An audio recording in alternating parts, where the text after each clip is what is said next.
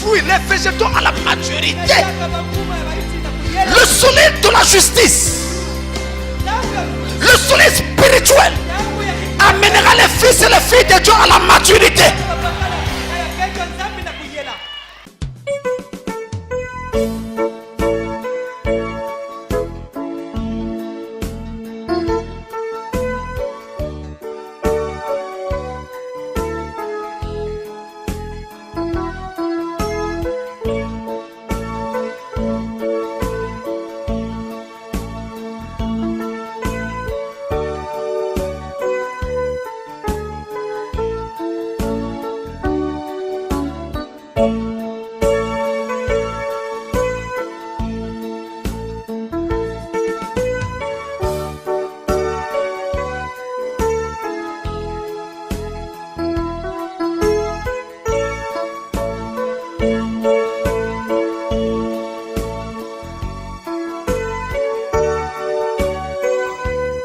Celui-ci est mon fils, je l'ai choisi, écoutez-le.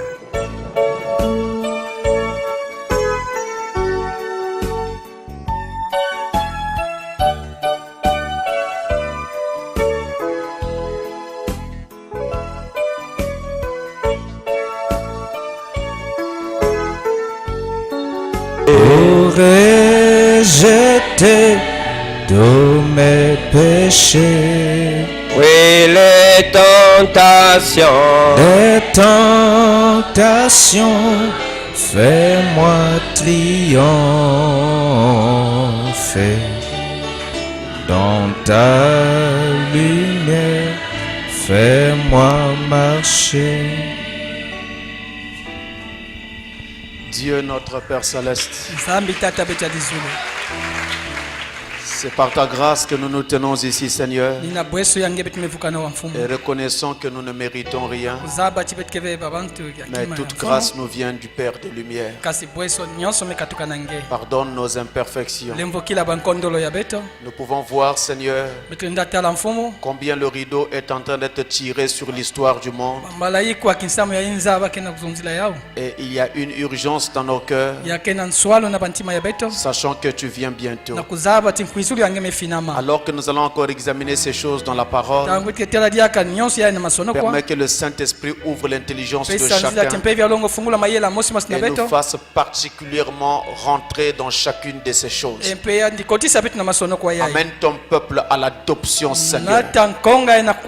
Chaque fils de Dieu, chaque fille de Dieu, amène chacun à l'adoption. Nous te consacrons ce moment, nous recommandons à toi. Prions que tu soutiennes aussi tous serviteurs de Dieu au travers du pays et du monde en ce moment. Faisons de tous au mieux pour amener ton peuple à toi. Bénis-le. Bénis également leur lieu de réunion. Et n'oublie pas de bénir Israël. Au nom de Jésus-Christ. Amen. Amen.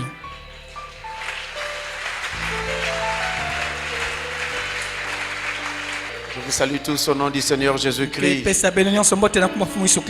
Nous allons nous lever, saluer d'abord les uns les autres. Au nom du Seigneur, l'amour de Dieu est de la plus grande, de longue plume, on ne peut le dire. Si vous ne connaissez pas le nom de votre frère, demandez-le. La plus haute étoile, il atteint le plus bas enfer, le coupable. Oh, sous son fardeau, Dieu donna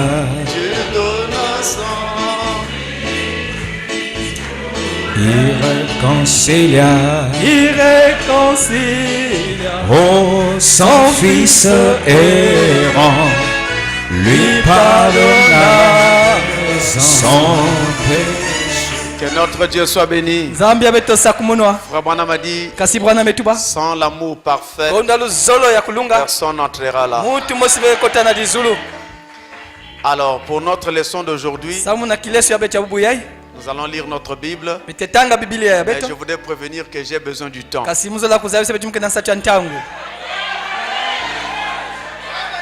Est-ce que vous promettez de me donner ce temps-là? Il ne faut pas dire non, ah pasteur, je dois aller manger. Nous sommes venus pour manger la parole. Aujourd'hui, il faut qu'on rentre ça et là. Vous comprenez? Il faut du temps. Alors nous allons prendre nos Bibles. Vous notez déjà dans vos Bibles Romains chapitre 8 verset 12 à 16 qui est notre passage de base. Mais ce n'est pas le passage que nous lirons. Romains 8 verset 12 à 16 c'est notre passage principal. Mais aujourd'hui nous allons lire en allant directement à la leçon du jour. Dans Galates chapitre 4 verset 1 à 5. Galates 4 verset 1 à 5. Et nous prendrons également Ephésiens chapitre 4 verset 13 à 16. Ephésiens 4 verset 13 à 16. Nous commençons par Galates chapitre 4 verset 1 à 5. Lisons au nom du Seigneur. Or, aussi longtemps que l'héritier est enfant, je dis qu'il ne diffère en rien d'un esclave, quoi qu'il soit le maître de tout. Mais il est sous des tuteurs et des administrateurs jusqu'au temps marqué par le Père. Nous aussi de la même manière, lorsque nous étions enfants, nous étions sous l'esclavage des rudiments du monde. Mais lorsque les temps ont été accomplis, Dieu a envoyé son fils, né d'une femme, né sous la loi, afin qu'il racheta ceux qui étaient sous la loi, afin que nous reçussions l'adoption. Amen. Pour vous asseoir, et nous continuons la lecture dans Ephésiens 4.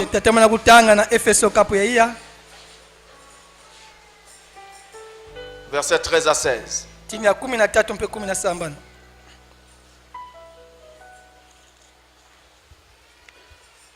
Jusqu'à ce que nous soyons tous parvenus à l'unité de la foi et de la connaissance du Fils de Dieu, à l'état d'homme fait, à la mesure de la stature parfaite de Christ, afin que nous ne soyons plus des enfants flottants et emportés à tout vent de doctrine, par la tromperie des hommes, par leur ruse, dans les moyens de séduction, mais que professons la vérité dans la charité, nous croissions à tous égards en celui qui est le chef, Christ. C'est de lui, et grâce à tous les liens de son assistance, que tout le corps, bien coordonné et formant un solide assemblage, tire son accroissement selon la force qui convient à chacune de ses parties, et s'édifie lui-même dans la charité. Vous remarquerez déjà que dans ce texte, par exemple ici, on insiste sur la charité. La vérité se professe dans l'amour, la charité. Et l'accroissement se fait dans la charité. Nous y reviendrons un de ces jours. Mais aujourd'hui, nous parlons, toujours dans notre leçon sur l'adoption, nous parlons sur la maturité. Ça sera la deuxième partie de notre enseignement sur l'adoption. Maturité. En disant maturité, je veux dire l'adoption, maturité. C'est-à-dire que quand un fils de Dieu, une fille de Dieu atteint la maturité, on dit qu'il est adopté. Mais cette adoption-là, c'est en rapport avec la maturité qu'il vient d'atteindre. La maturité en Christ, c'est l'adoption en soi. Et d'ailleurs, toutes les autres phases de l'adoption ne viendront pas si il n'y a pas cette maturité. C'est pourquoi ça constitue notre deuxième partie. Dans la première partie de notre enseignement, nous avons parlé sur la prédestination. Il s'agissait simplement dans cette partie-là de chasser la peur du cœur des enfants de Dieu et de montrer à chacun que quiconque est prédestiné arrivera naturellement à l'adoption. Il n'y a pas moyen de ne pas arriver à l'adoption si vous êtes prédestiné. C'était ce que nous montrons dernièrement. C'était juste pour chasser la peur, fixer les pensées et ainsi créer cette soif de l'adoption en chacun de vous. Ainsi que la conviction. Maintenant nous entrons pour que vous sachiez exactement c'est quoi cette adoption et comment on y parvient. Alors d'entrée de jeu déjà, je suis en train de vous montrer que quiconque est arrivé à la maturité est adopté. En d'autres termes, si on dit que vous êtes adopté, on peut aussi dire que vous êtes arrivé à la maturité. Vous êtes mature. Vous êtes mûr. Vous n'êtes plus un enfant. Vous n'êtes plus ballotté. Vous savez où vous vous tenez. Mais il y a une chose qu'il faut d'abord régler au départ.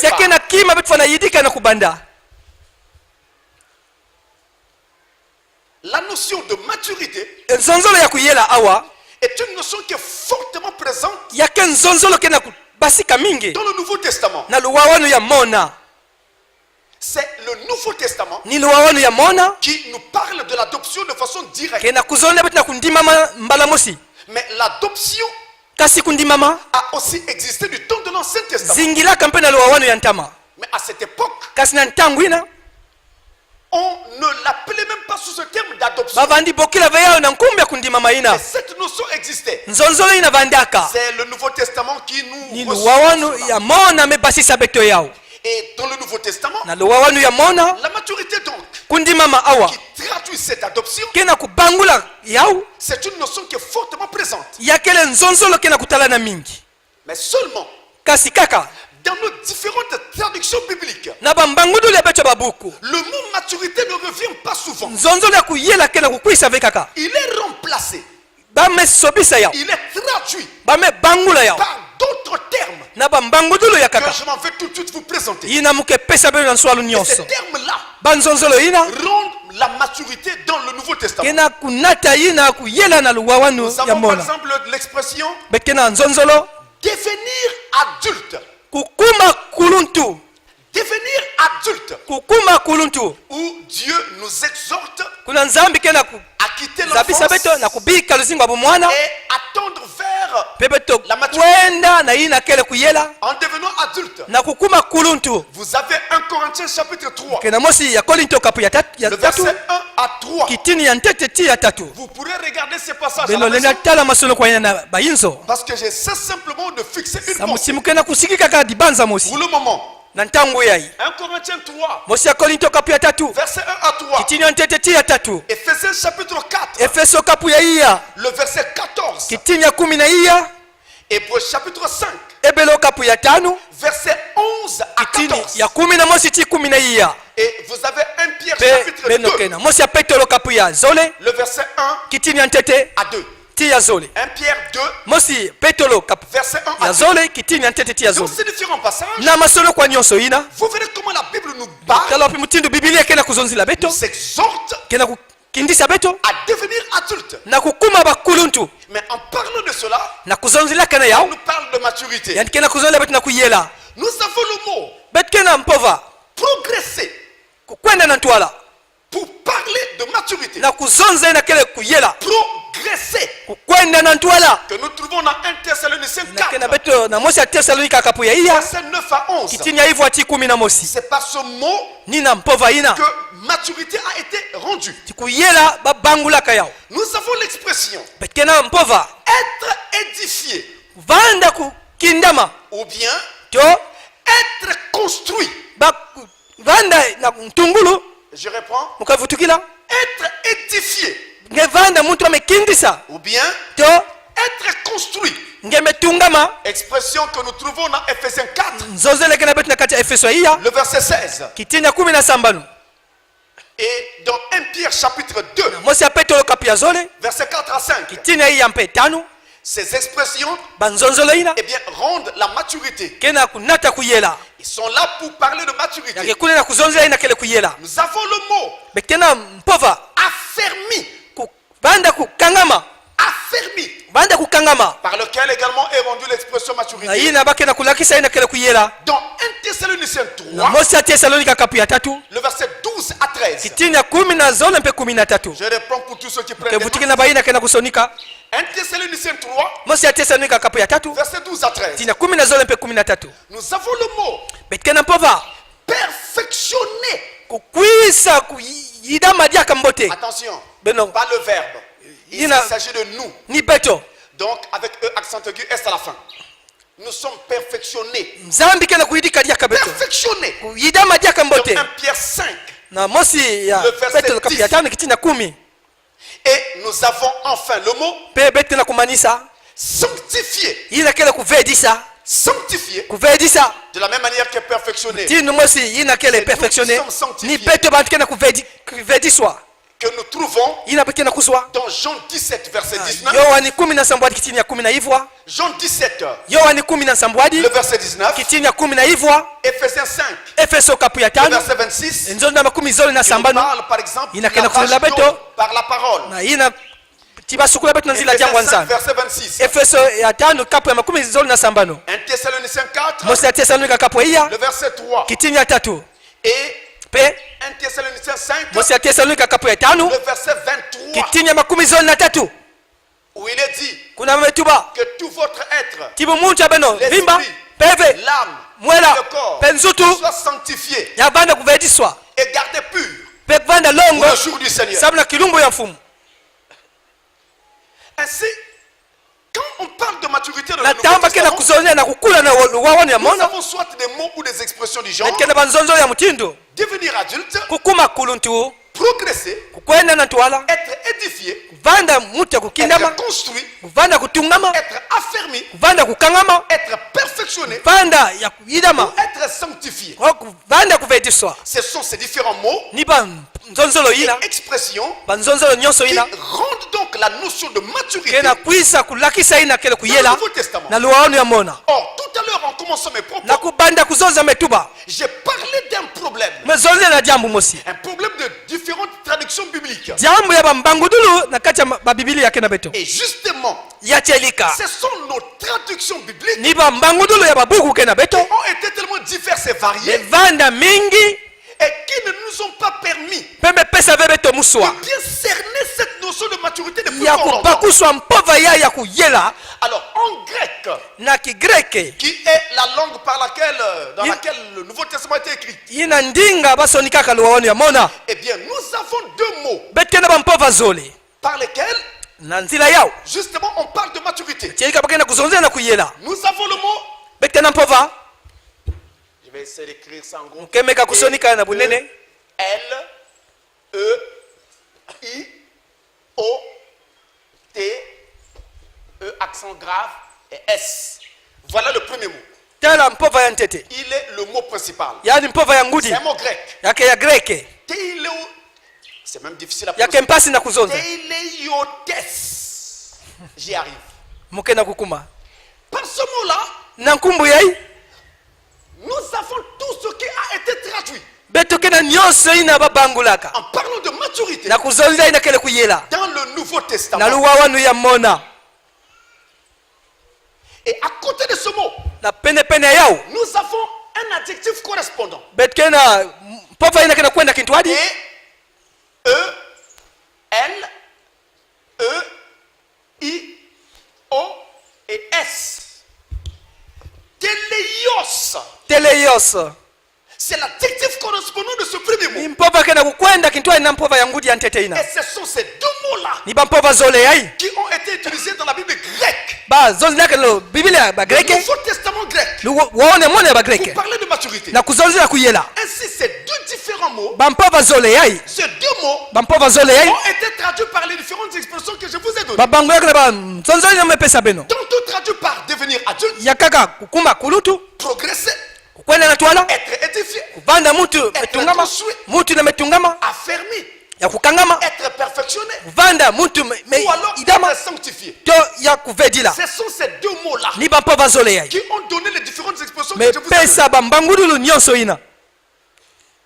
Et donc ces deux mots ont donc été traduits dans le Nouveau Testament par des mots comme maturité, adulte, ou alors tout ce que je viens de vous citer. Mais seulement, vous voyez, dans les premières expressions que je vous ai données, je vous ai parlé par exemple de perfectionner. Être perfectionné. Vous parlez de maturité. Or, en fait, il y a une nuance entre la maturité et la perfection. C'est vrai qu'on dira que quelqu'un qui est arrivé à l'état eh bien est parfait. Mais il y a des nuances. La maturité induit toujours une notion de croissance. Quand on parle de maturité, on veut parler d'une personne qui part d'un point A au âge zéro et qui arrive à l'âge mature. C'est comme votre enfant nouveau-né, bébé. Il commence avec 0 et il grandit jusqu'à arriver à l'âge adulte et atteindre la maturité. Mais vous voyez bien qu'il y a une progression qui se fait. Chaque année il prend de l'âge. Au fur et à mesure que le temps avance, il progresse pour arriver à la maturité. Or, la perfection n'induit pas forcément la notion de croissance. Voilà pourquoi j'ai voulu vous parler de ces mots-là qui ont été utilisés dans le Nouveau Testament, avec les différentes traductions que ça a donné. Pourquoi? Parce que quand on parle de parfait, perfection, les humains ont du mal devant cette notion. Les humains disent et disent toujours nul n'est parfait. Et ils n'ont pas tort. Parce que même Dieu aussi le dit dans la Bible. La Bible dit nul n'est parfait. Sauf un seul. Dieu lui-même. Et quand un humain croit être arrivé à la perfection, il suffit d'une erreur pour que sa maison s'écroule comme un château de cartes. Il cesse de croire qu'il était parfait. Et parfois il y en a qui s'auto-flagellent, qui se tapent eux-mêmes. Ils se jugent eux-mêmes trop fortement et croient qu'ils étaient nulle part à cause d'une petite erreur qui est arrivée.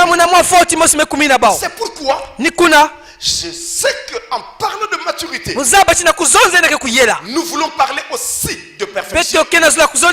Mais je dois marquer cette nuance dans les deux mots utilisés ici. Si vous pouvez le remarquer, nous avons ici des mots qui se répètent, une racine qui se dessine. La racine de ces deux mots-là, je vais mettre ça ici à côté. En grec, c'est le mot telos. T-E-L-O-S. Voilà la racine de ces deux mots. Telos. telos. Je rappelle une petite notion de grammaire. Bambula moi masono kwa ya grammaire awa. La racine d'un mot. Mpova ina ke pesa ka bampova ya kaka. Le mot qui permet d'écrire d'autres mots. Ni mpova ke na kupesa nzia tiba sonika bampova ya kaka. Vous savez par exemple le mot chanter. Yina kele kuyimbila. La racine c'est chant. Pova etete ni chant. C-H-A-N-T. C-H-A-N-T. Avec la racine chant. Na moi mpova ina. Je peux former le mot chanter. Mulenda sonika mpova Je peux kuyimbila. former le mot chanteur. Mulenda yimika muntu kena kuyimbila. Chanteuse. Ya kento to ya bakala. Vous êtes avec moi? Belega kitwa na muno. Ici la racine de ces deux mots là. Awa mpova yentete bampova zole yai. De prononcer le premier, il est trop difficile pour moi. Ya kempasi yentete na kubangula yao. La racine de ces deux mots là. Mpova ya nampesa bampova zole yai. Telos. Na kigrek ni telos. Et telos veut dire en grec. Telos kena kutuba na kigrek. La fin. Nsuka. Le but. Nsasa. Mais quand on parle d'un but, Na kaba kena ulana nsasa. vous voyez bien qu'il s'agit là Beno kena kutela tiakele. d'un idéal à atteindre. Kitezo mosi ya kukuma ya kuzwa. Par d'un point. Muke katuka na kisika Et mosi. je vais vers Pe muke na kukwenda na ntwala. un autre point. Ya kitezo ya kakaina. Et il est possible Yalenda salamati. que depuis l'instant que j'ai quitté le point A, Katuka mmebika kisika ya tete. je ne suis pas encore arrivé au point Z. Na bunu mukuma na kisika ya zedi ya zole. À la fin, Na nsuka. je suis dans le parcours. Muke na kuzieta. Mais une chose est vraie, Kasikima mosi c'est que je kechelika. ne suis plus au début. Timuka tete mvena kisika ya mbatukulu. Mais ne seront enlevés Bayina keza munwa. que ceux qui seront arrivés au Z. Kaka bayina ke kuma na kisika ya nsuka ya zedi. D'ailleurs, notez, Beno notika yai. la Bible dit que Jésus est l'alpha Biblia imetuba Yesu kele. et l'oméga. Mbatukulu mbe nsuka. Il ne viendra prendre que ceux qui auront atteint dans leur vie Yandike kwisa kupaka kaka bayina ke le kuma. alpha Keswa alfa ya bau. oméga. Mbatukulu ya bau mbe nsuka ya bau. Ceux qui seront arrivés à la plénitude Bayina ke kuma na kumvimba. de ce que Dieu leur avait réservé. Yayina nzambi zabikisaka bau. La maturité Kuyela. est un idéal à atteindre. Yake kisika betu nyosfa na kuma. Donc nous devons tendre Betu fana kwenda. vers la maturité. Na kuyela. C'est un aboutissement. Betu fana kuma kuna. C'est un accomplissement. Betu fana yafana lungana. C'est un objectif vers lequel nous tendons. Yafana nsasa. Yina ya mosi na beto. C'est ça la maturité. Ni yina kele kuyela. Et de ce point de vue-là, Na mbanzula mutindila. la maturité Kuyela. est toujours associée Ke kwenda kintwadi. à l'âge Na mvula. et à l'expérience. Pena luzabu. Je répète, Mukevutukila. la maturité Kuyela. est toujours associée Kena kukwenda kintwadi. à l'âge Na mvula. et à l'expérience. Pe na luzabu kena beno. Je ne peux pas être mature Mulenda yela ve. d'un coup. Mbala mosi kaka. Le jour même où j'ai cru. Kilumbu ina mekuikila. Diambu ya nzambi. Il est vrai que Dieu peut faire pareil miracle. Yake chelika tinzambi nasala kimangu ya mutindu ya. Pas sa façon de faire. Kaseke be mutindu ya yandi ya kusala katuka Il mbatukulu. faut prendre d'un point. Yandike baka ngena kisika mosi. Il faut faire avancer étape par étape. Yandike lutisa ngena bitezo. Au fur et à mesure Na konsontangu. que vous prenez de l'âge, Ngeke na kukwenda na bamvula. la foi, Na kiminu mpe. vous mûrissez. Ngeke na kuyela. Vous Amen. devenez mature. Ngeke kuma mucha kuyela. Et l'apôtre Paul, Tuma Pauli. lui, Yandi. en parlant de maturité, Na kuzonzila ina kele il kuyela. appelle cela Yandike bokila yao. la stature parfaite de Christ. Bumuntu ya kulunga Yesu Kristo. Éphésiens 4, verset 13. Efeso ya kapu ya La 13. stature parfaite de Christ. Ina mvandulu ya kulunga ya Yesu Kristo. Et il dit aussi Yani metuba mpe. que vous devenez un homme fait, Ngeme kuma muntu ya kulunga. un homme accompli, Muntu ya kulungana. un homme mature. Muntu ya kuyela. Voilà ce que c'est que la maturité. Dala ina kele kuyela. Et Frère Branham Kasi Branham. va nous dire ceci. Ketubila beto yai. Dans la prédication, Na dilonki. les Dilonki. fils de Dieu manifestés, Babana ya nzambi metalana. paragraphe 188. Kuku kama mosi 88. Paragraphe 188. Maintenant, Na tangu yai. Dans l'Ancien Testament, quand le père comprenait que son fils avait atteint la maturité, qu'il avait été mûri par les expériences, mûri par les expériences, pour arriver à l'adoption, pour arriver à, ils sont ses enfants à la naissance. Déjà là ils sont fils. Maintenant, ils ne seront jamais rien de plus qu'un simple enfant, qu'un simple fils comme les autres. Donc qu'ils n'auront pas mûri et qu'ils n'auront pas montré ce qu'ils sont. Et là, il le fait venir à ce moment-là, présenter au public et l'adopter. Après qu'il ait mûri. Par quoi? Par les expériences. Qui dit expérience dit épreuve.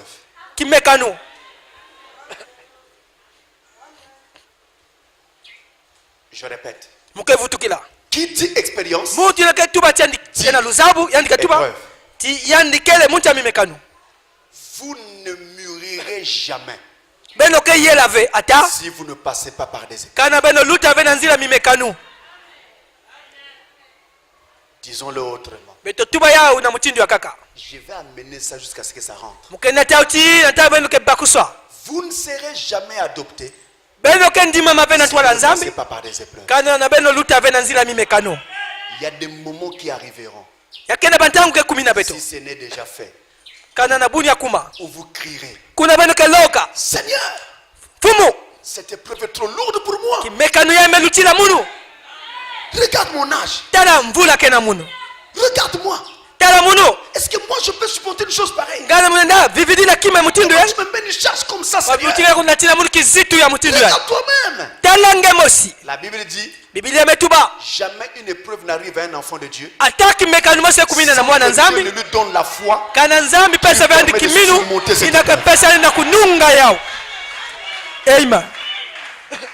Comment un arbre fait-il pour devenir un arbre mature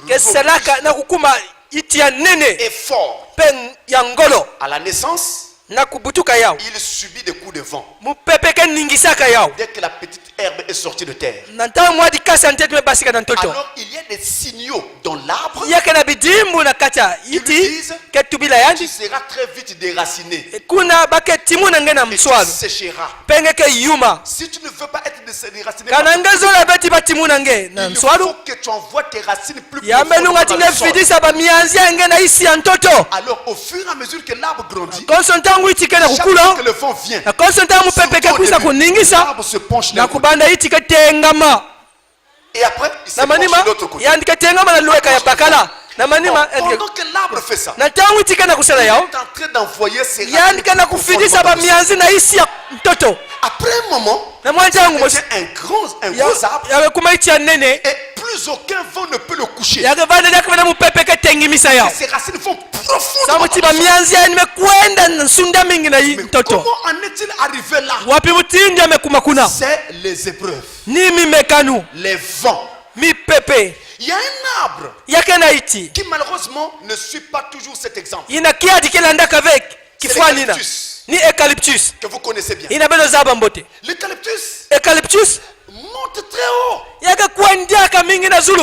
et il était filé. Et il monte très haut.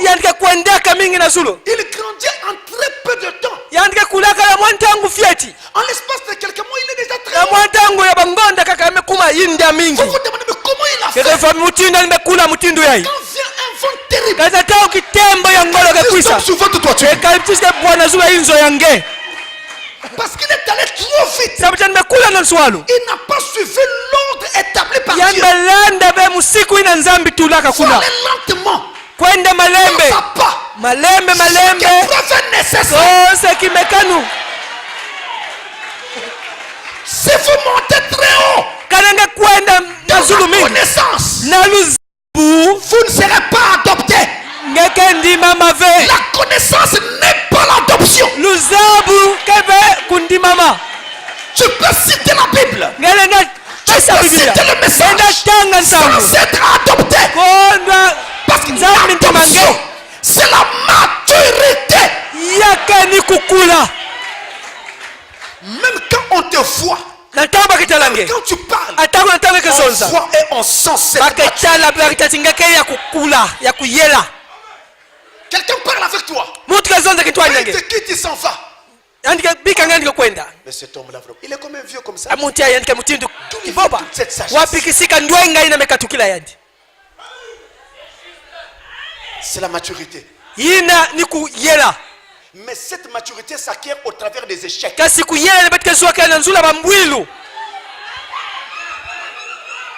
Tu te lèves, tu tombes. Tu te lèves, tu tombes. Tu te lèves, tu tombes. Quand le diable voit, il crie partout. Il est tombé. Mais il ne se rend pas compte. Au travers de ces chutes-là, Dieu est en train de construire ton caractère.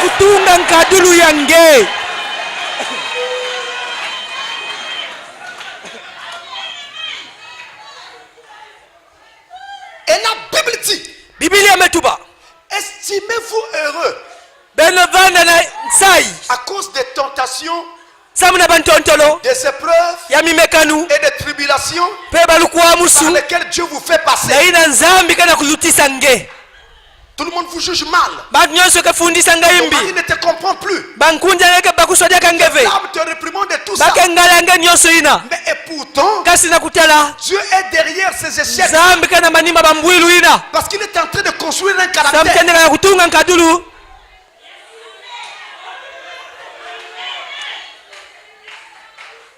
Mes amis, dans n'importe quel domaine de la vie, eh bien, la maturité vient après plusieurs tests. Vous ratez. Vous réessayez. Vous ratez. Vous essayez encore. Vous ratez. Après, vous finirez par comprendre ce qu'il faut faire pour ne plus rater. Et quand vous avez compris ça, la maturité est venue sur ce point-là. Pourquoi notre maturité se fait au fil du temps? Eh bien, c'est parce que il y a beaucoup d'aspects et des sphères de notre vie pour lesquelles nous devons atteindre la maturité. Vous vous posez la question, depuis que nous avons cru, pourquoi Jésus ne vient-il pas? Qu'il vienne nous prendre. Et puis on termine. Frère, si Jésus vient nous prendre maintenant, dans quel état sera le ciel?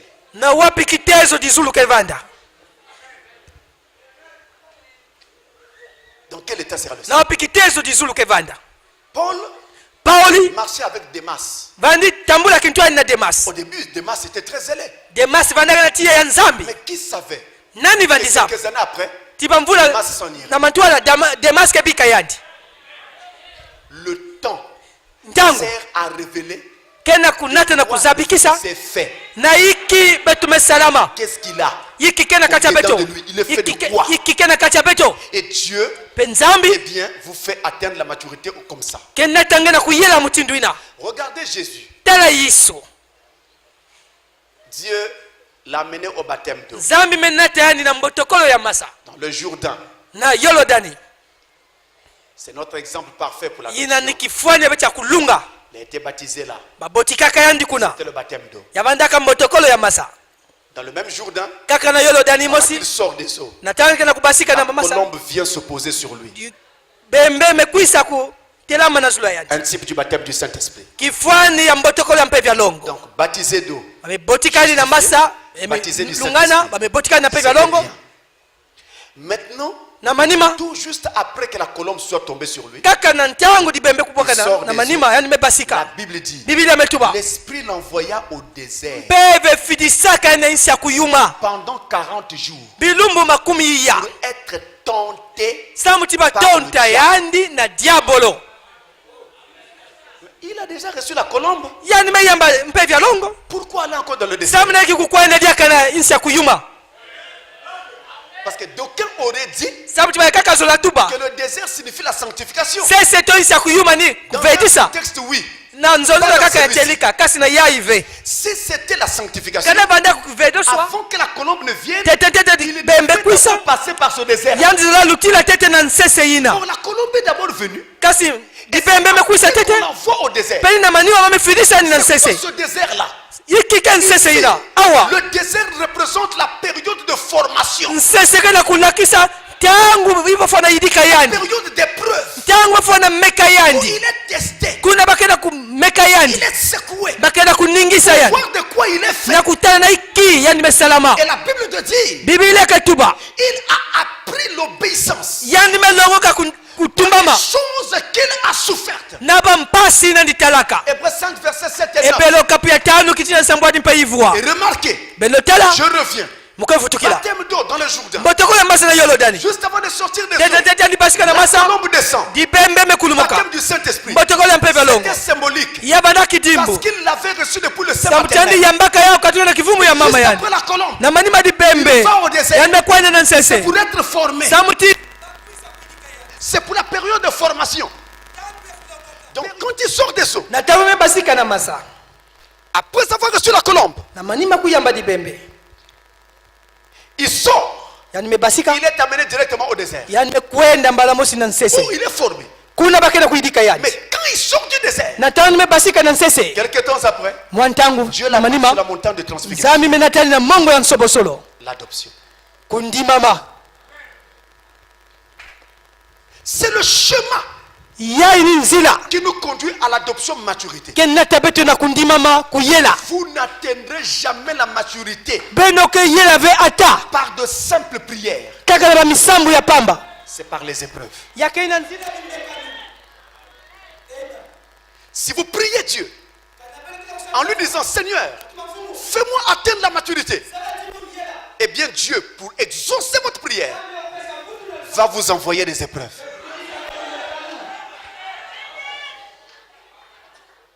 Maintenant, quand vous comprenez que ce que vous subissez sont des tests envoyés par Dieu, bénissez Dieu, même quand vous ne pouvez pas. Et rappelez-vous, vous ne mourrez pas par cette épreuve-là. Bénissez Dieu. Dites à Dieu, comme chante notre frère Audrey, je n'ai plus de force. Toi, viens et soutiens-moi.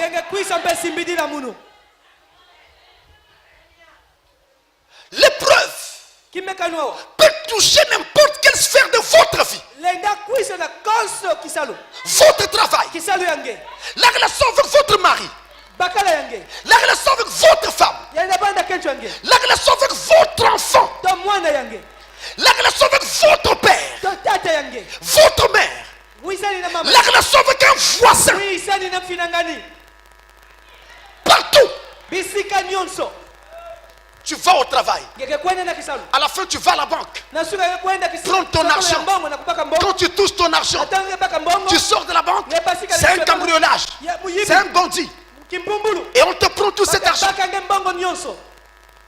Et te voilà qui rentre à la maison à la fin du mois avec 0 francs. Tu regardes le ciel, tu regardes la terre, tu commences à crier, oh Dieu, qu'est-ce que j'ai fait au ciel pour subir une telle chose? Tout l'argent, tout l'argent, tout l'argent. Dieu est derrière. Il y a un enseignement à te donner. Parfois, tu avais volé une dîme de Dieu pour te punir et te corriger pour que tu ne fasses plus comme ça. Dieu permet ça. Les épreuves, c'est quoi? Mais c'est la chicotte que prend le père pour corriger l'enfant et l'amener à ne plus refaire des bêtises. Comme à la maison, quand votre enfant marche mal, vous l'appelez, vous prenez le fouet et vous le corrigez. Et c'est ce que le Père Céleste fait. Regardez Moïse. Tout le monde a dit que Moïse était un grand homme de Dieu. Mais vous savez comment on devient un grand homme de Dieu? Dans la vie de Moïse, nous avons ce qu'on appelle 3 fois 40. C'est-à-dire 3 étapes de sa vie en 40 ans. Les premiers 40 ans de la vie de Moïse, il était en Égypte. Il a appris toutes les arts. Tous les arts égyptiens. Il a appris tout ça. Et il était devenu un maître dans les arts d'Égypte.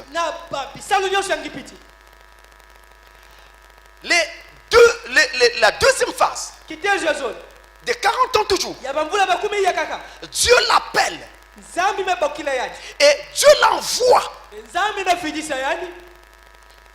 pendant 40 ans au désert. Pour faire quoi? Pour le former, pour le sanctifier, pour lui donner de l'expérience. Il a enlevé tout ce qu'il avait appris d'Égypte. Il ne pouvait pas servir Dieu avec la magie égyptienne. Il ne pouvait pas servir Dieu avec les arts martiaux. Il avait aussi appris les arts martiaux en Égypte. Moïse connaissait tout ça. Vous verrez même que dans le film, lorsqu'il arrive au pays des Madian, il y a eu des Madianites là qui l'ont attaqué, ou qui menaçaient une fille, la fille de Jéthro. Moïse s'est levé avec son kung fu. Il a maté ces bandits là. Et Séphora est tombée amoureuse.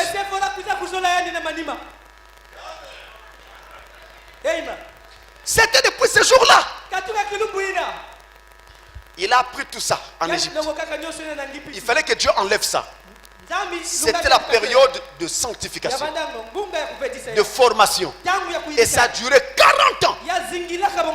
Après cette période, il rencontre la colonne de feu. Dieu l'appelle. Moïse, viens ici. C'est quoi? L'adoption. Et maintenant il l'envoie. Va, je t'envoie. On va y arriver, ça on arrive. Je t'envoie. Alors Moïse va, cette fois-ci pour servir Dieu. Et il va le servir encore pendant 40 ans. Donc vous avez 40. Première étape, là où il a appris toute la magie d'Égypte, les arts d'Égypte. Deuxième étape, Dieu le forme et le sanctifie. Troisième étape, Dieu le commissionne. Il l'adopte et l'envoie. Et il va servir Dieu. Et il n'était pas un serviteur ordinaire. Vous voyez, même Dieu lui-même a dit à Moïse, voici, je te fais Dieu pour Pharaon. Ce n'était pas quelqu'un d'ordinaire. C'était un fils adopté. Quand il parlait, il disait, Aaron, prends mon bâton. Qu'il y ait des mouches sur toute l'Égypte. Ça, un homme ordinaire ne peut pas parler comme ça. Il fallait que ça soit un fils adopté. C'est pas ordinaire ça. Voyez-vous? Et dans l'Ancien Testament, nous avons le mystère de la gerbe agitée, qui était la troisième fête. La troisième fête en Israël. Dans les 7 fêtes juives, la gerbe agitée était la troisième fête. Les gens disent souvent la fête de la gerbe agitée. Mais c'est une mauvaise appellation. L'appellation correcte, pour rester dans la terminologie biblique, c'est la fête des prémices. C'est Lévitique chapitre 23, versets 9 à 11. Et maintenant, au cours de cette fête-là, on agitait une gerbe de part et d'autre devant Dieu. C'est pourquoi ça s'appelle la fête de la gerbe agitée. C'est pourquoi les gens disent ça. Donc cette gerbe-là, c'est la première gerbe de blé qui arrive à maturité avant toutes les autres. On la coupait, on l'amenait au sacrificateur qui l'agitait d'un côté et de l'autre. Il agitait de l'est à l'ouest, de l'est à l'ouest. Et cette gerbe agitée, c'est Christ. Il a été agité. Il a été coupé, élevé à la croix. Oh, pour agiter la gerbe, il faut l'élever. Il a été élevé à la croix. Et là, il a été agité d'un côté. Ça se passait à l'est. Maintenant, les anges devaient se poursuivre. Et la gerbe continuera à être agitée dans la direction de l'ouest jusqu'au temps de la fin. Et comme lui, Jésus, était arrivé à la maturité et a été agité de part et d'autre, et bien nous aussi, nous arriverons à maturité. Dans cet âge, notre prophète, William Branham, il est la gerbe agitée pour nous. C'est lui le premier fruit qui est arrivé à maturité dans le camp de l'épouse. Après lui, doivent venir d'autres gerbes, parmi lesquelles vous. Vous dites amen? Sauf si vous n'y croyez pas. Mais ta gerbe doit être agitée. C'est la maturité. C'est l'adoption. Maintenant, chers amis, comment va donc se faire ce processus qui va nous conduire à la maturité? Écoutez-moi bien. Nous allons dans Luc chapitre 6, verset 40. Je vais prendre cela à l'écran pour aller vite. Luc 6, verset 40. Ici, je commence à construire. Point par point. Suivez-moi attentivement. Luc 6, verset 40. Le disciple n'est pas plus que le maître. Mais tout disciple accompli sera comme son maître. Voyez encore le mot ici accompli. Au lieu de dire mûr, mature, on dit accompli. J'espère que vous ne serez plus embrouillés. Tout disciple accompli, tout disciple mûr, il sera comme son maître. Je m'arrête là. Tout disciple mûr qui atteint la maturité sera comme son maître. Je pose la question. Pouvez-vous imaginer Jésus en train de fumer un cigare? Le disciple doit être comme son maître s'il est mûr.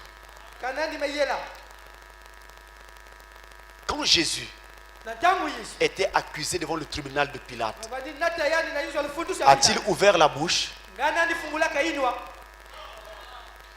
Tout disciple accompli sera comme son maître. Vous femmes dans le quartier, dès que tu as entendu que ton enfant pleure là-bas, la maman attache le parler. Viens voir la voisine. Mon enfant. Toi là, mon enfant. Sœur en Christ. Sœur en Christ. Nous parlons d'adoption. Ce n'est pas de la maturité. La maturité voudrait que tu viennes. Tu demandes à l'enfant, qu'est-ce qu'il y a? Maman un tel m'a tapé. Tu vas voir la maman, calme-moi. Ah, maman, comment tu vas? Ça va? L'enfant me dit que tu l'as tapé. Il y a un problème. C'est tout.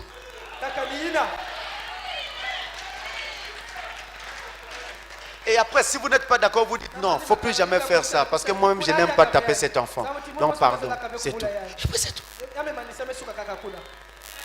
Oh, mais aujourd'hui, on attache le pan là. Va me sentir. Va me sentir. Ah. Ça, c'est un manque de maturité. Mais maintenant, nous croyons que ces choses tombent. Je répète, tout disciple accompli, mûr, doit être comme. Si vous voulez connaître si quelqu'un est mûr, essayez de le comparer à Jésus. Il faut que le pourcentage soit au-dessus de 50%. Pour qu'on dise que oui, il est accompli. Mais quand c'est négatif, on voit tel point négatif, tel point négatif, tel point négatif, tel point. Il n'est encore nulle part. Je reviens. Tout disciple accompli est comme son maître. Alors c'est l'occasion de se regarder. Il y a même des gens qui ouvrent la bouche quand leur père parle ou leur mère parle. Maman lui parle, il répond. Papa parle, il répond. Si je n'ai pas d'accord, de toute façon je ne t'ai pas demandé d'être mon père. Vraiment, ça c'est dans la délinquance. Tu ne peux pas être adopté comme ça. Vous êtes avec moi? Avançons. Selon le prophète, la maturité ne peut venir que si vous vous placez sous le soleil. Allons-y pas à pas. Prédication, reconnaître le jour et son message. Reconnaître le jour et son message. Il faut que je reste assez calme. Sinon, je pourrais pas enseigner jusqu'à la fin. Reconnaître le jour et son message. Paragraphe 51. Par contre, si jamais cet arbre produit une autre branche, l'arbre de l'épouse, celle-ci portera le fruit originel de l'arbre. Et il doit y avoir un rétablissement de toutes ces choses. À l'extrémité du cep, il doit y avoir, se manifester un rétablissement. Une lumière du soir pour l'éclairer et l'amener à maturité. Mais celui-ci sortira du cep par une dénomination qui y aurait été greffée, mais une production originelle de la parole. Il doit se manifester pour le temps du soir. Écoutez, et il y aura de la lumière au temps du soir. Il faut la lumière pour la faire mûrir. Regardez la nature. Les fruits mûrissent au sommet de l'arbre, pas au pied de l'arbre, mais au sommet. Alors qu'ils sont exposés au soleil, le soleil frappe le fruit et l'amène peu à peu à maturité. Et la nature, au moment où les fruits commencent à sortir, donne un soleil approprié à la naissance des fruits. Et ce soleil-là va changer de degré. Au fur et à mesure qu'on va tendre vers la moisson, à la moisson, on aura un soleil plus fort. Parce que là, le fruit doit être sucré, doivent atteindre la pleine maturité. Mais on n'a pas ce genre de soleil-là au début de la saison. C'est à la fin. C'est pourquoi les mois de juin, en Europe par exemple, sont les mois où ils ont des grandes canicules. Chez nous, ça commence à partir de mars, où le soleil change de température. Parce que les fruits doivent arriver à la maturité. Il faut du soleil. S'il n'y a pas le soleil, le fruit n'arrivera pas à maturité. Il sera un fruit ratatiné. C'est un fruit, mais il n'est pas beau à voir. Il est désagréable. Si vous le goûtez, il est aigre. Il est acide. Il n'est pas sucré. Parce qu'il n'y a pas eu de soleil. Mais de quoi s'agit-il? Nous sommes là en plein d'une promesse qui s'accomplit. Malachie 4. Pas le verset 5 et 6, non. Non. Malachie 4, le verset 1 et 2. Voici, le jour vient, ardent comme une fournaise. Tous les méchants et tous les hautains seront comme du chaume. Ils vont brûler. Le jour qui vient les embrasera. Dit l'Éternel des armées. Et ne leur laissera ni racine ni rameau. Mais pour vous qui craignez mon nom, se lèvera le soleil de la justice et la guérison. La guérison sera sous ses ailes. N'allons pas vite. Il faut que ça rentre. Mais pour vous qui craignez mon nom, s'élèvera le soleil de la justice. De même que le soleil naturel amène les fruits, les végétaux à la maturité, le soleil de la justice, le soleil spirituel, amènera les fils et les filles de Dieu à la maturité.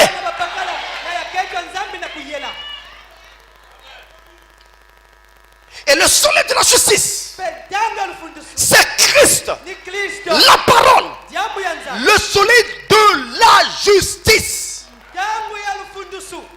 la droiture, la parole. C'est lui qui doit se manifester et amener les fils de Dieu à l'adoption. Et la Bible dit, quand ce soleil viendra, il aura des ailes.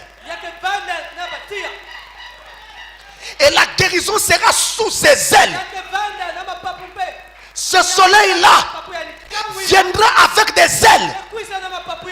Ça nous rappelle l'aigle. Il y aura un aigle au temps de la fin qui se tiendra sur la terre. Quand il proclamera son message, ça sera un soleil qui va apporter la guérison des âmes et des corps de tous les élus. Et c'est ce message du temps de la fin. Voilà le soleil qui doit nous amener à la maturité. Il faut le soleil. S'il n'y a pas de soleil, il n'y aura pas de maturité. Il faut le soleil. Retenez-le. Et Frère Branham dit encore, Christ est révélé dans sa propre parole. La brochure Christ est révélé dans sa propre parole. Paragraphe 89.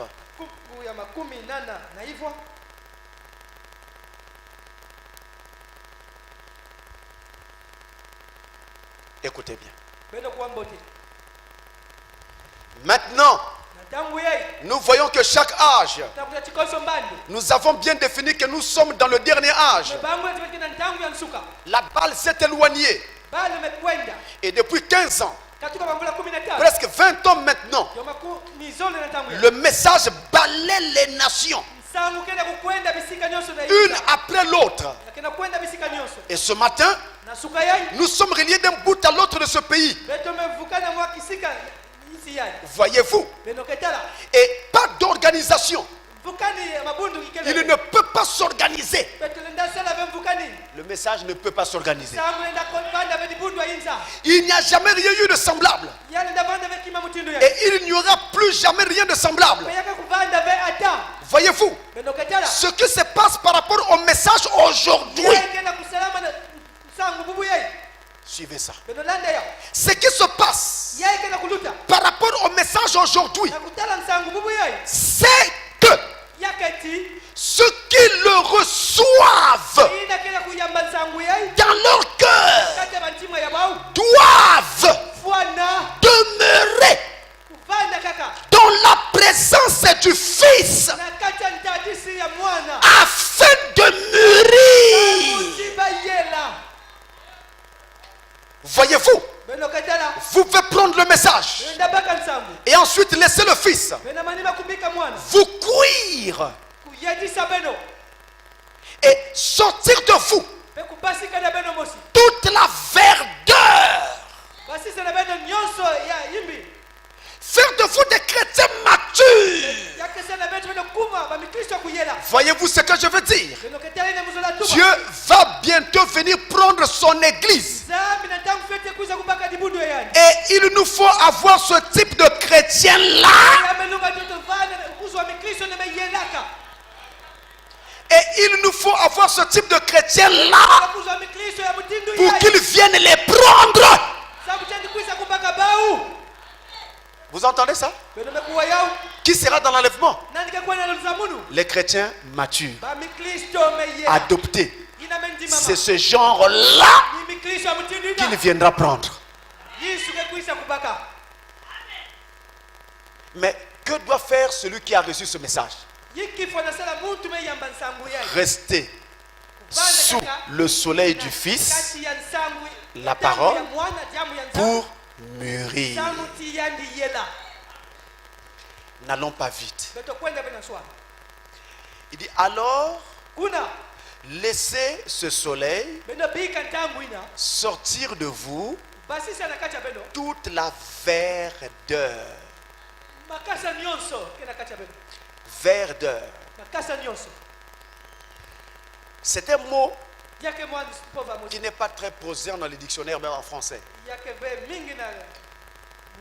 Il y a quelques rares dictionnaires qui le contiennent, mais pas tous les dictionnaires. Verdeur. Ça signifie l'acidité d'un fruit encore vert. Si vous mangez une mangue qui n'est pas encore mûre, vous allez sentir que c'est acide, c'est aigre. La mangue qui vient à peine de se former, c'est aigre. C'est ça qu'on appelle la verdeur. C'est encore jeune, c'est pas mature, c'est pas mûr. Si vous mangez ça, vous pouvez tomber malade. Donc l'acidité d'un fruit qui n'est pas encore mûr. Mais on parle de verdeur également. En ce qui concerne le bois, c'est l'état d'un bois non encore sec. Lorsqu'on travaille par exemple en ébénisterie, donc pour faire des meubles et tout le reste, on doit utiliser un bois qui convient. Mais pas n'importe quel bois. En tout cas, si ce bois-là a encore toute sa verdeur, le meuble que vous ferez, quelques jours après, il sera déformé. Parce que quand le soleil va frapper ce bois-là et sortir la sève qui était dans ce bois, le meuble va se déformé. Vous voyez? Donc c'est l'état d'un bois qui n'est pas encore utilisable. Il n'est pas encore mûr. C'est l'état d'un chrétien non mature. Mais attention, on parle aussi de verdeur en ce qui concerne les individus. Donc vous et moi. Mais les individus qui ont un caractère osé, qui ont une crudité de langage, dans son langage il est cru, il est charnel, il est grossier, il est bas, il parle sans se soucier de qui l'écoute. Il utilise des mots sales devant les enfants, devant les adultes. Il est grossier. Il insulte facilement. C'est des gens qui ont la gâchette facile. Il a donc cette verdeur encore en lui. Tu vois, il ouvre les yeux comme ça. Il te regarde. Oui, oui, parle, oui, oui, oui. Mais est-ce que c'est une guerre? On est en train d'échanger. C'est la verdeur. Ce genre de bois-là, on ne peut pas encore l'utiliser. Il faut le laisser sous le soleil. Que le soleil le frappe et que la verdeur s'en aille. La sève qui est là, qu'elle s'en aille. Alors ce bois sera utilisable. Donc dans la vie de certaines personnes, il y a donc des choses comme ça qui doivent être enlevées. En restant sous le soleil, je parle alors du soleil de la justice. La parole, elle va sécher toutes ces choses-là. Elle va enlever de votre bouche la grossièreté. Elle va vous enlever la gâchette facile. Elle va vous amener à enlever les jugements trop rapides. Un homme qui n'est pas mûr juge rapidement. Il conclut vite et juge les autres sur leurs intentions. Et il veut qu'on le juge loué sur ses actes. Vous n'avez pas compris. Un homme qui n'est pas mûr ou une femme qui n'est pas mûre juge les autres sur leurs intentions.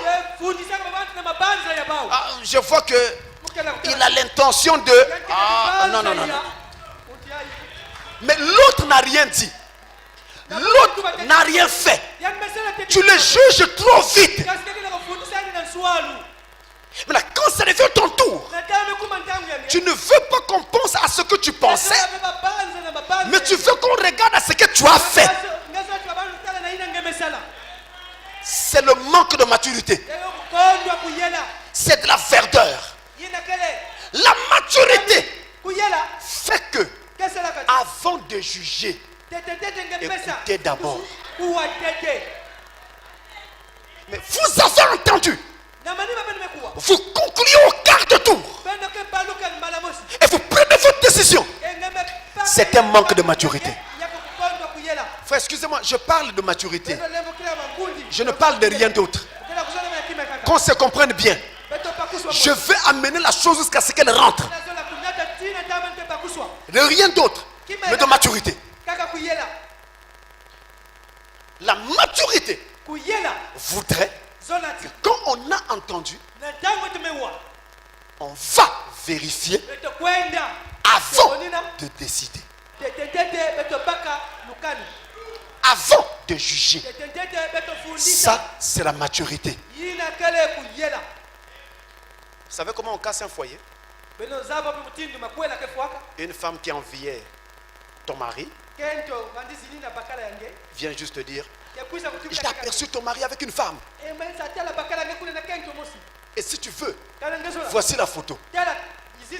On voit la photo d'une femme à qui ton mari est en train de dire bonjour et puis ils échangeaient quelques paroles. Tu as vu? Mais donc, si je suis avec une femme comme ça, bonjour, après on parle, ça devient ma femme.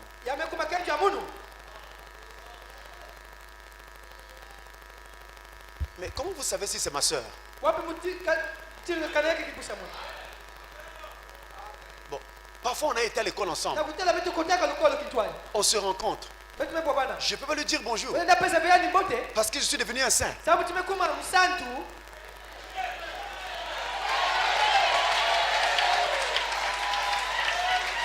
Vous voyez qu'on a changé tout le christianisme. Mais la vie, il y a beaucoup de connexions. Vous direz que c'est ma femme si vous me prenez la main dans le pot de chocolat. C'est-à-dire vous faites la photo pendant que je faisais... Vous faites la photo. Allah, je ne peux plus rien dire. Je suis cuit. Mais tant qu'il n'y a rien de tel, vous devez savoir qu'il y a toujours la présomption d'innocence. Et ça, c'est la maturité. Un homme mûr ne juge pas vite. Il prend le temps de vérifier. Une fois, quelqu'un m'a fait un procès. On m'a rapporté ça, pardonnez-moi de vous en parler. On a vu Pasteur Francis. Il y avait une femme dans sa voiture. Elle était gaillarde comme ça. Ah, c'est pourquoi il se promène avec une voiture avec des vitres fumées. Mais eux, ils ne savaient pas que c'était ma soeur. Je partais à une veillée de la famille. Et c'est elle seule qui connaissait l'endroit où ça se trouvait. On avait même 2 veillées en ce moment-là. J'ai pris ma soeur, j'ai mis dans la voiture. Il dit allons-y, toi qui connais, amène-moi. Elle m'a mené au premier endroit. Et après m'a mené au deuxième endroit. Vous ne connaissez rien.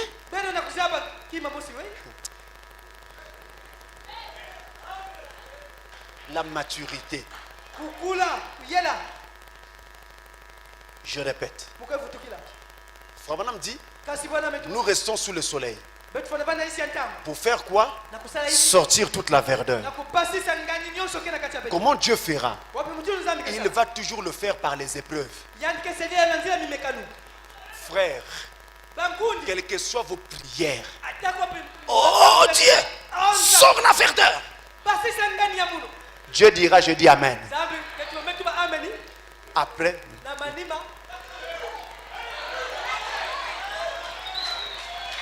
dans un cas comme celui que je viens de citer, Dieu va permettre que tu juges quelqu'un trop vite. Maintenant, après, quand tu as les vraies conclusions, tu te rends compte, mais tiens, pourquoi ai-je dit ça? Alors tu comprends qu'il ne faut jamais juger avant d'avoir pris des renseignements. Et la chose s'installe.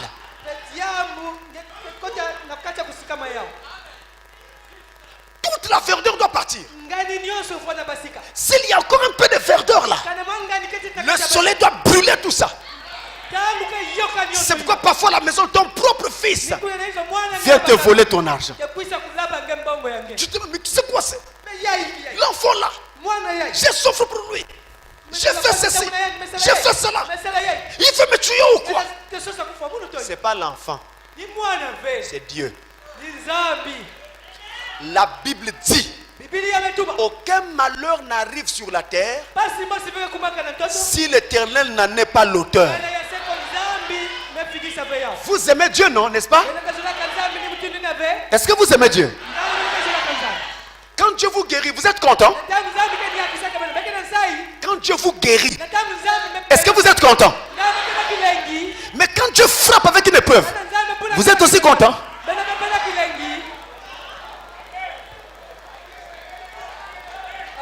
Mais si vous l'aimez, vous devez aussi être content et dire à Dieu, Seigneur, merci de ce que tu m'as jugé digne de souffrir avec toi. Parce que ces souffrances-là, c'est ça qui construit ce caractère dont je parle et amène donc la maturité.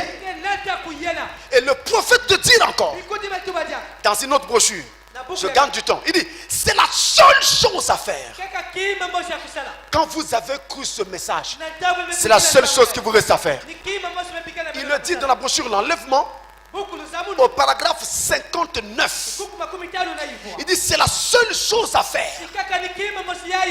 Après que vous ayez cru ce message. Maintenant, mes amis, nous savons ce qu'il faut faire. Nous savons la seule chose à faire. Rester sous le soleil. Rester sous le soleil signifie aussi que vous devez constamment écouter Dieu parler en évitant de manquer de culte, en lisant votre Bible chaque jour, en lisant le message de l'heure chaque jour. C'est ça qui fera que chaque fois tu lis, tu es touché quelque part. Par quoi? Par une chose que la parole condamne, mais que tu faisais. Alors tu inclines la tête. Oh Dieu, je ne savais pas que c'était mal. Pardonne-moi, je ne referai plus. Et tu te relèves. Il y a quelque chose qui s'est ajouté. Maintenant cette chose-là, Dieu doit te tester sur ça. C'est comme à l'école. Le professeur arrive, il donne une leçon. Après, le jour suivant, il revient, interrogation écrite. Pour faire quoi? Un test. Voir que si vous avez compris la notion. Et Dieu va tester comment? Il ne vous demandera pas de citer l'écriture. Comme je vois dans certains milieux chrétiens où l'on fait l'effort de retenir les passages. Vous allez souffrir de l'AVC. Vous allez être frappé des AVC ici. Ça n'a rien à voir avec la chose. Je n'ai pas besoin de retenir le passage, mais j'ai besoin de retenir ce qui est dit dans le passage. Même si je n'ai pas la référence, mais je me rappelle ce que Dieu a dit. Maintenant, Dieu te met à l'épreuve comment? Il envoie dans la vie quotidienne un fait qui va te pousser à faire le contraire de ce que tu as lu. Et c'est là qu'il verra si tu résisteras ou pas. Si tu ne résistes pas, l'épreuve reviendra. On ne saute pas d'étape. Mais si tu réussis, tu passes de niveau et tu te rapproches de l'adoption. Attention, c'est ici l'occasion de régler une chose. La maturation, lorsqu'elle est atteinte, ou l'adoption, quand vous y êtes arrivé, ça ne veut pas dire que vous ne pouvez plus commettre une erreur. Non. Mais toute erreur qui sera commise, en général, ça sera commis par inadvertance. C'est pourquoi d'ailleurs c'est des erreurs et pas des fautes.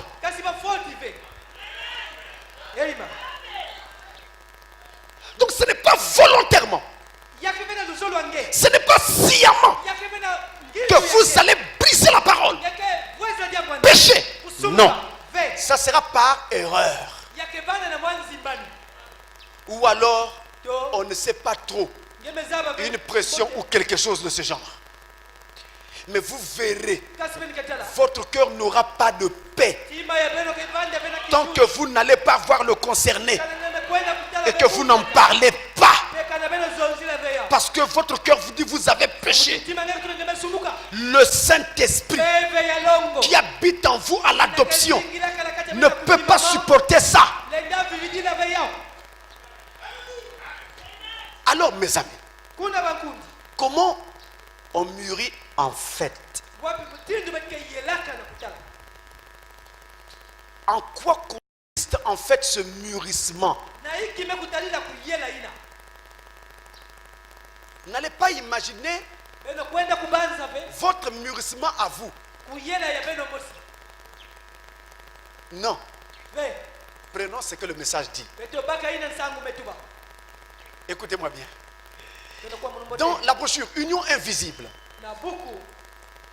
l'union invisible de l'épouse de Christ, c'est prêché le 25 novembre 65, le paragraphe 141.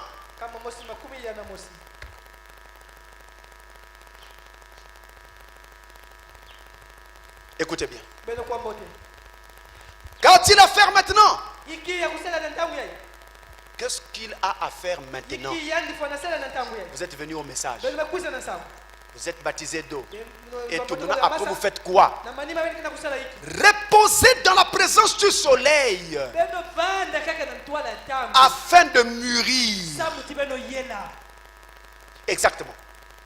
La parole doit mûrir dans votre cœur pour produire et vivre ce dont nous parlons. Oui, monsieur. Alors vous n'aurez plus de doute. Si vous laissez le Saint-Esprit vous le révéler. C'est ce que la reine dit au sujet de Daniel. Daniel de l'Ancien Testament. En quoi consiste ce mûrissement? Ce n'est pas vous qui mûrissez. C'est la parole qui doit mûrir dans votre cœur. N'allez pas imaginer que vous commencez à devenir je ne sais pas quoi. Non. La parole de Dieu dans votre cœur mûrit. En d'autres termes, le fils mûr, ce n'est pas toi. Le fils mûr, c'est Jésus lui-même dans ta vie.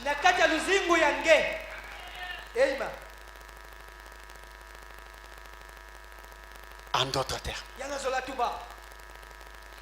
quand on a dit que la montagne était sainte dans l'Ancien Testament, c'était parce que le Dieu saint était descendu sur la montagne.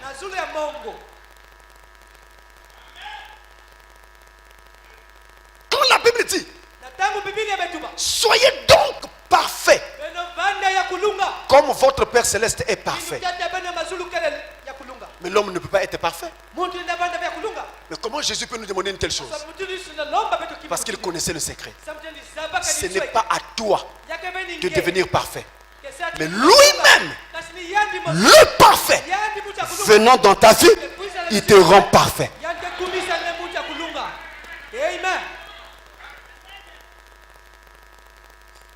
Quand l'apôtre Jean dit, petits enfants, vous avez vaincu le malin. Toi, tu peux vaincre le malin? Moi, je peux vaincre le malin? C'est pas toi. C'est pas moi. Il n'y a qu'un seul vainqueur. C'est le vainqueur de Golgotha. Quand ce vainqueur vient dans ta vie, toi aussi tu deviens vainqueur.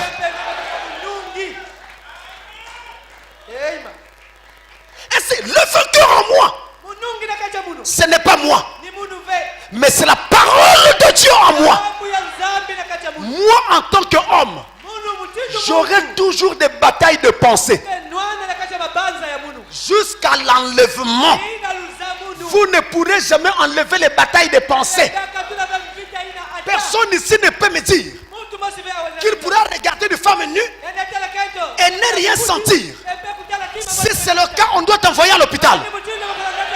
Tu n'es pas en bonne santé. Et ça jusqu'à l'enlèvement. Même si le Saint-Esprit sort par les narines, parce que tu es trop plein, tu auras toujours ces batailles-là. Mais la parole de Dieu en moi doit mûrir au-dedans de moi. Alléluia. Lorsque Dieu nous a envoyés sur la terre, il a départi à chaque message, une portion de la parole. Un message pour Éphèse, un message pour Smyrne, un message pour Pergame, jusqu'à la Odyssée. Dans la Odyssée, nous avons d'abord une portion. C'est la portion de la parole réservée à cet âge. Après, sur cette portion-là, Dieu ajoute tous les messages passés. Depuis Éphèse jusqu'à Philadelphie, il rassemble. Ajouter au morceau de cet âge, ça nous fait un menu à 7 plats. C'est ça les 7 tonnerres. C'est ça les 7 sons. C'est le message pour aujourd'hui. Maintenant, ce message-là, toi, tu es là-dedans.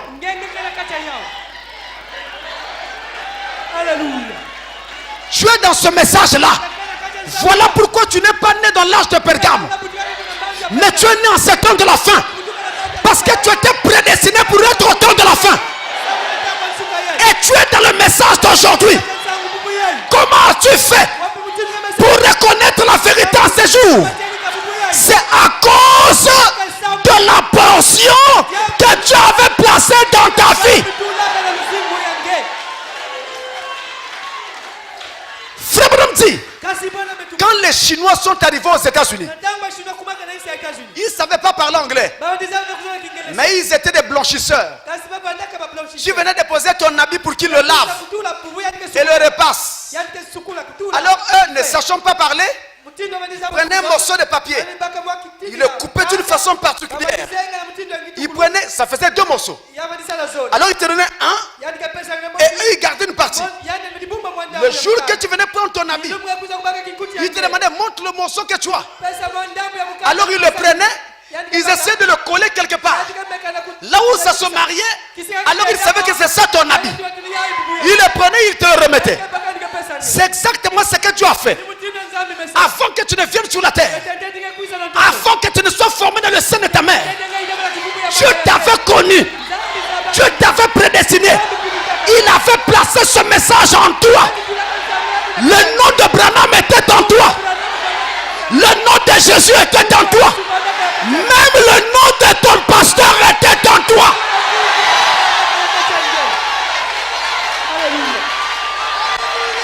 Et quand tu es venu dans ce monde, tu as commencé par les ténèbres, tu as commencé par le péché, tu as commencé par la boue.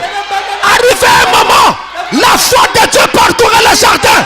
Adam, Adam, Adam, Adam, où es-tu? C'était Dieu en train d'essayer de coller le morceau, de coller les morceaux. Et un jour, ce morceau-là, le message du temps de la fin est arrivé à toi. On a collé, ça s'est marié. Toi tu dis, mais ça c'est la vérité. Ça c'est la vérité. Ça c'est la vérité. Ça c'est la vérité. C'est les morceaux qui se collent. Et te voilà au message. Tu es maintenant ici. Maintenant, ce morceau de papier là, la portion de la parole là, que Dieu avait placé dans ta vie, doit arriver à sa plénitude. C'est-à-dire, ce qui est en toi, Dieu va prendre le morceau correspondant qui était resté en lui. Il doit ramener ça et coller au morceau qui est en toi pour que ça redevienne entier. Alors ça forme la plénitude du morceau qui était destiné à toi. Et ça, c'est ça ta plénitude. C'est ta maturité. Autrement dit, là où Dieu te place, il doit te faire grandir à cet endroit-là, te faisant croître, faisant en sorte que la parole qu'il a mis en toi grandisse. Grandisse.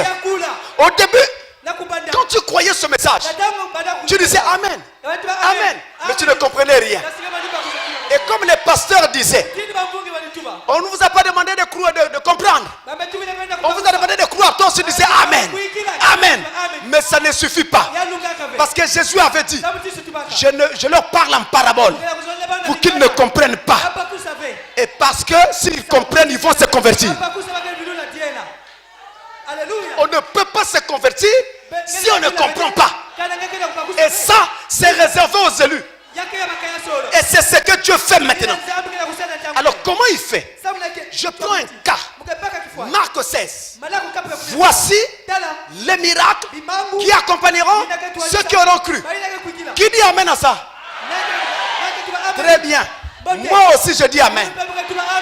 Mais le fait de dire amen ne suffit pas. Ça ne fait pas de moi propriétaire de Marc 16. Parce que je n'ai pas encore expérimenté cela. Je ne connais rien. Intellectuellement, je sais qu'il est dit que les miracles accompagneront ceux qui auront cru. Il faut imposer les mains aux malades. Les malades seront guéris. Ça c'est intellectuel. Ça s'appelle la compréhension. Et d'ailleurs, pour arriver à la révélation, on commence par la compréhension intellectuelle. Après ça, on passe à la compréhension divine. Après ça, troisième et dernière étape, on arrive à la révélation. Ce sont ces trois étapes-là. Donc je comprends d'abord intellectuellement. Mais il n'y a pas de vie. Mon enfant est malade, je tremble. Chérie, amène-le à l'hôpital. Amène-le à l'hôpital. Mais tu parlais de Marc 16. Mais je tremble. Ça, c'était la compréhension intellectuelle. Maintenant, quand je passe à la compréhension divine, je commence à me dire, donc en fait, selon la parole, si moi je prie, la personne va guérir. Ah, ça c'est vrai. Comme Dieu ne ment pas, ça doit être vrai. Ça c'est la compréhension divine. Il n'y a pas encore de vie. Maintenant, le jour que, en face d'un grave danger, je regarde à gauche, rien à faire. À droite, rien à faire. Derrière, rien à faire. Devant, rien à faire. Il ne me reste que la prière. En ce moment-là, je dis, oh Dieu! À ma grande surprise, il y a la guérison. Hein? Moi aussi. Ça devient une révélation. Ça devient une vie. Et là tu as grandi en ce qui concerne Marc 16. Donc c'est cette parole-là qui doit mûrir en toi. Ce que tu sais de la parole doit cesser d'être une compréhension intellectuelle. Cesser d'être une compréhension divine et devenir une révélation.